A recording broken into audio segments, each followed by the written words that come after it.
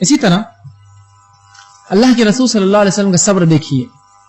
آپ صلی اللہ علیہ وسلم جنگ احد کا واقعہ ہے اور عبداللہ ابن مسعود رضی اللہ عنہ اس حدیث کے راوی فرماتے ہیں کہ اللہ کے رسول صلی اللہ علیہ وسلم جو ہے آپ کو جو ہے کسی کافر نے مارا اور کافر نے آپ صلی اللہ علیہ وسلم ایک پتھر مارا جس کا نتیجہ یہ ہے کہ آپ صلی اللہ علیہ وسلم اس اپنے گھوڑے سے نیچے گر گئے. پورا ایک طویل واقعہ جنگ احد کا اور رسول اللہ کے گرنے سے جو آپ کے جو ہے زرہ تھی جس کی وجہ سے آپ حفاظت میں تھے, جو ٹوپی جو ہوتی ہے سر پر حفاظت, اس میں جو کڑیاں تھی جو چین تھی اس کے 2 حصے رسول اللہ صلی اللہ علیہ وسلم کی گال میں دھس گئے اور آپ کے دانت بھی اس میں شہید ہوئے اور آپ صلی اللہ علیہ وسلم کا چہرہ لہو لہان خون میں لت پت ہو گیا.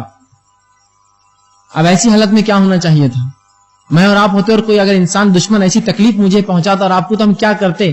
بددعاؤں کی ایک بوچھار اس پر کر دیتے.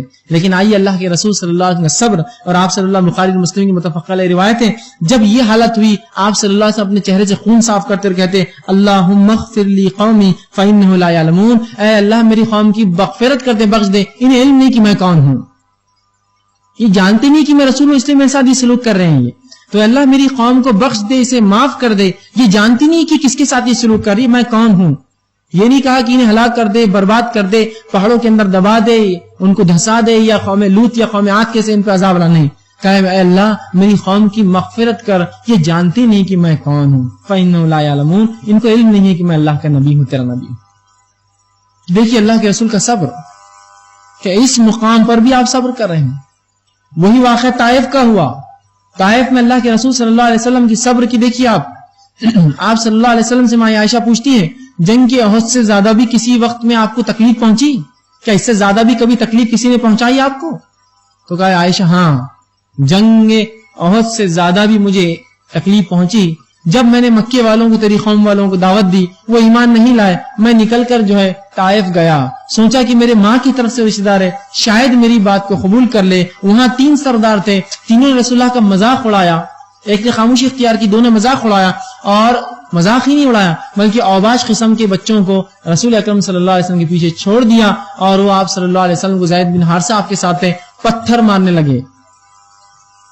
اور صرف پتھر نہ مارتے بلکہ اللہ کے رسول صلی اللہ علیہ وسلم جب گر جاتے ہیں تو وہ جا کر وہ اوباش لڑکے رسول اللہ کے بغل میں ہاتھ ڈالتے اور گھسیٹتے ہوئے آپ کو پھر کھڑے کرتے, پھر پتھر مارتے, پھر آپ گر جاتے تو بغل میں ہاتھ ڈال کے رسول اللہ کو اٹھا کر لے کر بھاگتے, پھر اٹھاتے اور پھر پتھر مارتے, حتیٰ کہ یہ ہوا کہ آپ صلی اللہ علیہ وسلم کی جوتیاں تک خون میں بھر گئی. اس کے بعد اللہ کے رسول صلی اللہ علیہ وسلم نے ایک باغ میں پناہ لی, اور باغ میں پناہ لینے کے بعد اس باغ والوں نے اللہ کے رسول کو پانی اور کچھ انگور پیش کیا, انگور کا باغ تھا, اور فوراً جو ہے ملک الجبال پہاڑ کا فرشتہ آیا اور کہا اے محمد صلی اللہ علیہ وسلم اگر آپ حکم دے تو اس بستی والوں کو میں دبا دیتا ہوں 2 پہاڑوں کے بیچ. رسول اکرم صلی اللہ علیہ وسلم نے کہا نہیں, میں یہ بددعا نہیں دے سکتا, میں اس کا حکم نہیں دوں گا, ہو سکتا ہے ان کی نسلوں میں سے ایمان والے نکلے. دیکھیے صبر آپ کا, چاہتے تو کہہ دیتے ہاں دبا دو پوری بستی کو آندھی کر دو, آپ یہ نہیں کہا ہو سکتا ہے ان کی قوموں میں سے, ان کی نسلوں میں سے ایمان والے نکلے, اور ان کی نسلوں میں سے پھر ایمان والے نکلے. انہوں نے ایمان قبول کیا اور فتح مکہ میں اکثریت جو ہے طائف کے لوگوں کی تھی, بہت کثرت سے جمع ہو, اور بعد کی جنگوں میں انہوں نے مسلمانوں کا ساتھ دیا. تو یہ تھا رسول اللہ صلی اللہ علیہ وسلم کا صبر اللہ کے لیے طلب ثواب کے ساتھ. اور بھی بہرحال رسول اللہ صلی اللہ علیہ وسلم زندگی میں کئی واقعات ہیں. آئیے ایک اور واقعہ, جسمانی اذیت, یہ ذہنی اذیت کا واقعہ سنیے. 2 جگہ یہ خون نکلنا جسمانی اذیت ہے, انسان کبھی کبھار جسمانی اذیت کو برداشت کر سکتا ہے, ذہنی اذیت کو لے کر کبھی کبھار مر جاتا ہے ٹینشن اور فکر سے.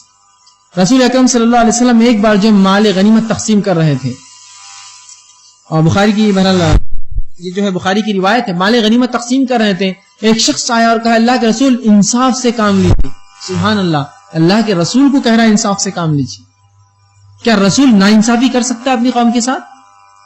تو رسول اللہ کو کہہ رہا ہے انصاف سے کام لیجیے. کیا کچھ اللہ کے رسول کے دل پر گزری نہیں ہوں گی, کیسا انسان ہے کہ رسول کو کہہ رہا ہے انصاف سے کام لیجیے. مطلب رسول ناانصافی کر رہے, عدل نہیں کر رہا ہے اپنی قوم کے ساتھ. جبکہ اللہ کے رسول نے جو معاملہ کیا تھا وہ بھی حکمت پر مبنی تھا. آپ نے مہاجر کو زیادہ مال غنیمت تقسیم کیا تھا بنی الانصار کے, اس لیے کہ مہاجر انصار کے اوپر ڈیپینڈ تھے. آپ نے چاہا کہ اگر مہاجر کو مال زیادہ دوں گا تو یہ اپنے پیروں پر کھڑے ہو جائیں گے, تو انصار کو جو ہے آسانی ہو جائیں گی.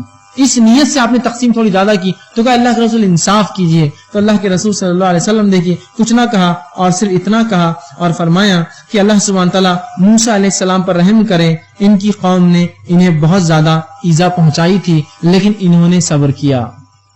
اللہ کس پر؟ موسیٰ علیہ السلام پر رحم کرے. انہیں مجھ سے بھی زیادہ جو ہے تکلیف پہنچائی گئی اس معاملے میں کہ قوم الزام لگاتی تھی، لیکن انہوں نے جو ہے صبر کیا. تو رسول اللہ نے خود صبر کیا اور کہا اللہ موسیٰ علیہ السلام پر رحم کرے. کیا کچھ بنی اسرائیل نے ان پر تہمتیں نہیں لگائی، پھر بھی انہوں نے صبر کیا اس معاملے میں. تو صبر کرنا انبیاء علیہ الصلوۃ والسلام، شہداء، صدیقین، صالحین اور نیکوکاروں کا طریقہ اور شیوہ یاد رکھیے. وہ صبر کرتے مصیبتوں میں. ٹھیک اسی طرح آپ